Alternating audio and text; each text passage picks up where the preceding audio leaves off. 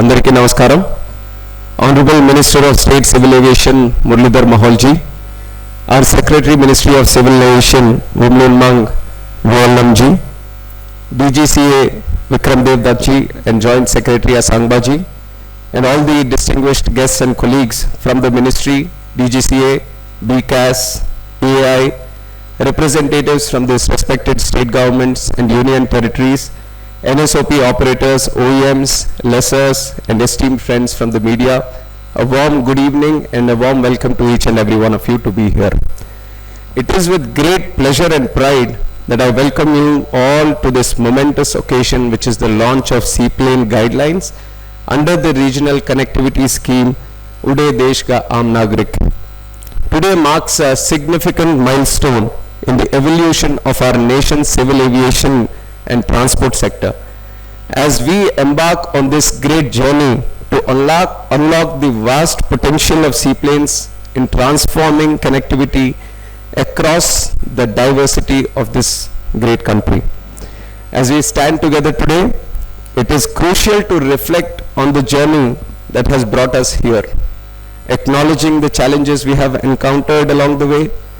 If you remember, our Honorable Prime Minister Narendra Modi ji, in the year 2020, he wanted to introduce and promote the idea of seaplanes in the country.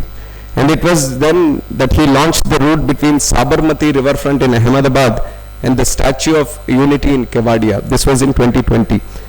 But since then, there have been some challenges in running the seaplane operations. We were met with some unforeseen challenges.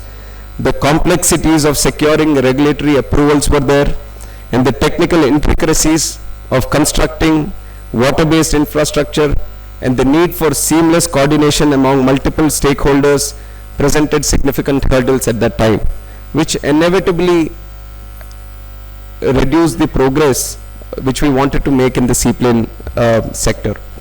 However, when we explored these challenges, we saw them not as setbacks, but as valuable lessons that informed our strategy for moving forward. They underscored the need for a comprehensive and adaptable framework, one that could address the unique demands of seaplane operations in India's diverse landscape. The experiences gained from that time have shaped the guidelines that we are releasing today, ensuring that they are both practical, responsive to the realities that we are facing on the ground. Today we take a crucial step forward by launching the guidelines under the RCS UDAN, and this framework is a result of careful planning, extensive consultation, and a commitment to overcome the challenges that we earlier faced. We have drawn inspiration from the success of NCOP operations in small plane sector and especially helicopters under the RCS scheme, adapting those learnings and trying to put them to the seaplane sector also. The guidelines we present today prioritize the safety and security of operations above all. They clearly outline the responsibilities of each stakeholder, from the operators to the regulatory bodies, ensuring a seamless and efficient rollout of seaplane services across the nation. Our approach is not merely about setting up rules, but it is also about creating an enabling environment where innovation can also thrive and where the full potential of seaplanes is actually realized in this country. Seaplanes hold the opportunity of revolutionizing connectivity in regions where conventional airport infrastructure is not feasible due to obvious land constraints that we are facing. Imagine a future where seaplanes seamlessly integrate with our existing aviation network, providing last mile connectivity to regions that have remained isolated due to geographical challenges.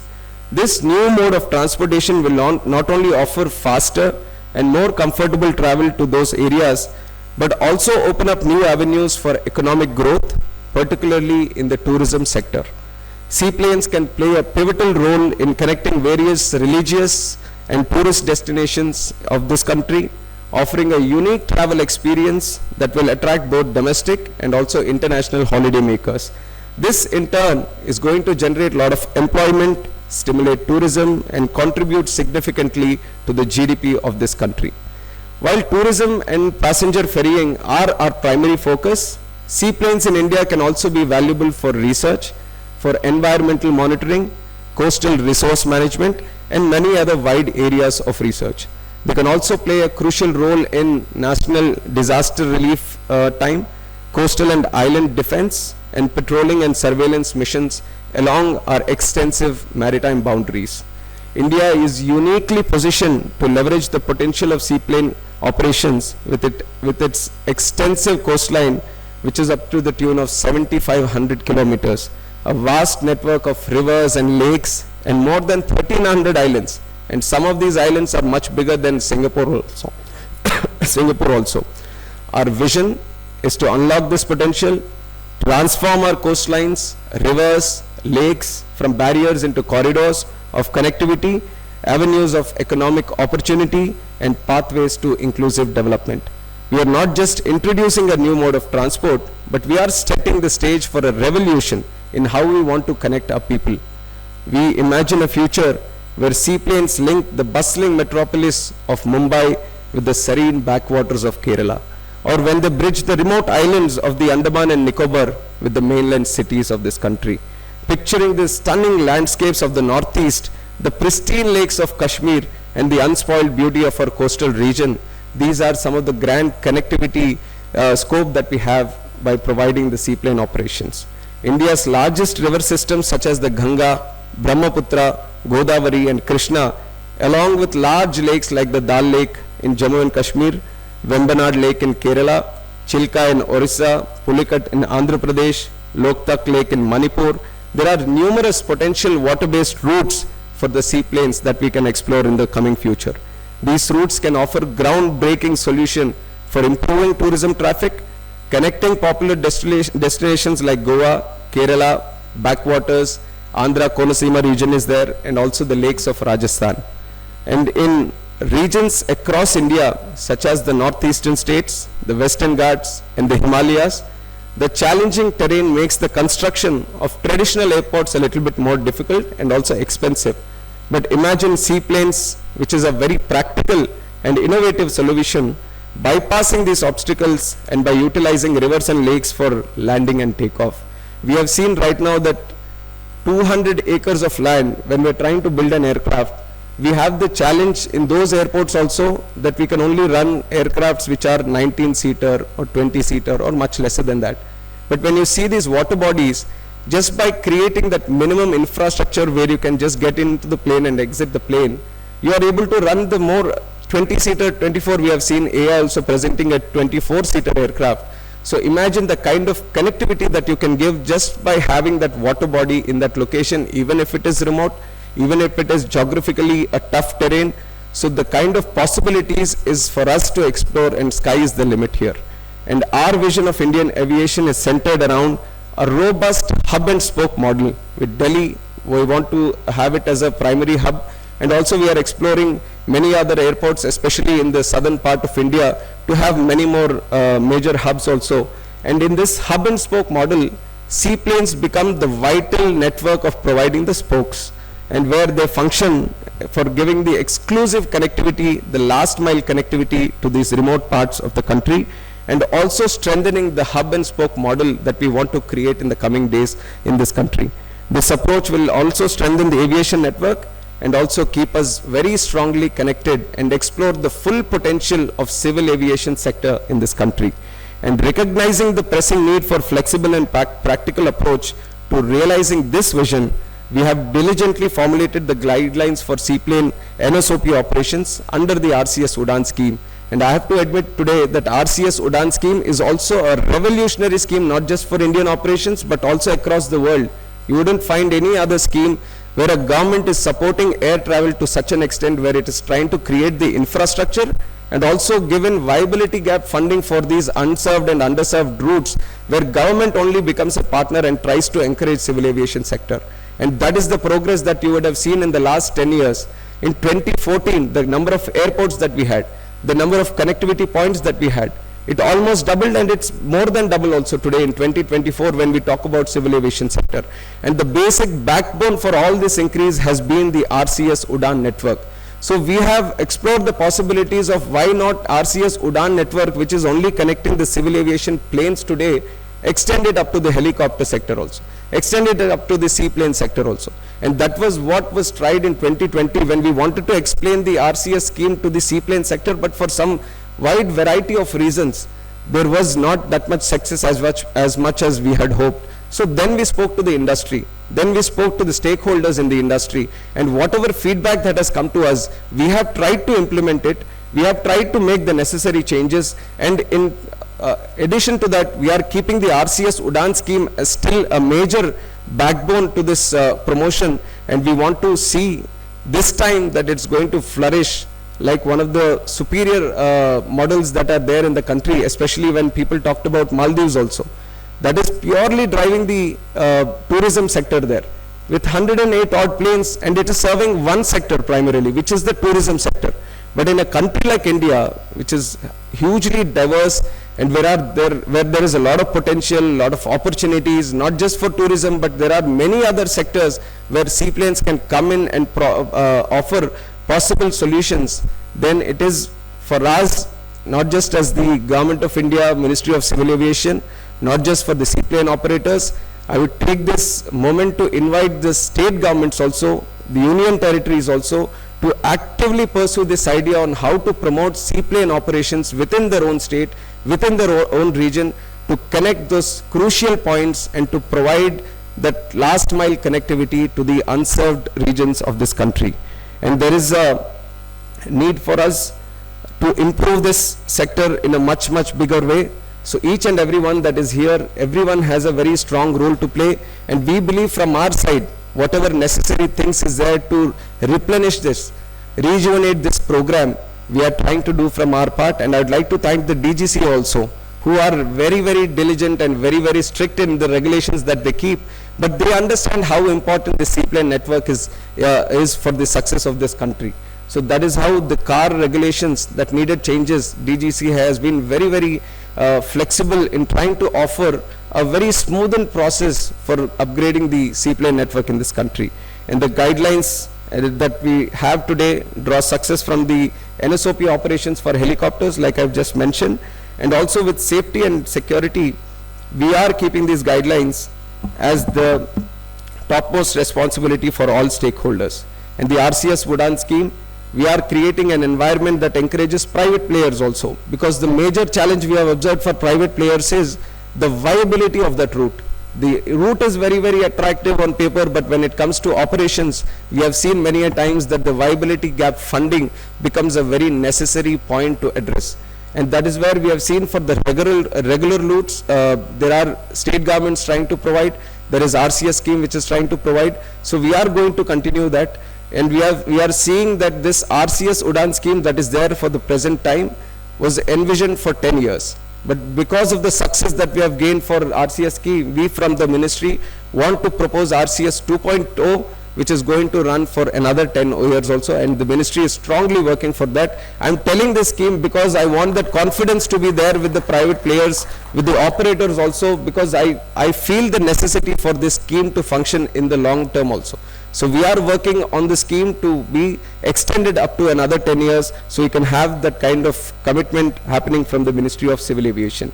And private operators also, we encourage you to explore the length and breadth of this country, identify those high potential connectivity points, and also the underserved points, maybe such as the Northeast or some of the unconnected islands of this country, and try to create those routes where we can all work together and make them viable in not just running the route for travel, but also creating those economic activity regions in those specific areas. And the VGF under the UDAN will also make it financially viable for you, ensuring that seaplane operations can sustain routes with lower passenger volumes or in nascent markets, which are also very much required in the country. Safety, like I said, it always remains our topmost priority. No matter what we do, we are never going to compromise on the safety of a seaplane or the operations or the passenger that is traveling.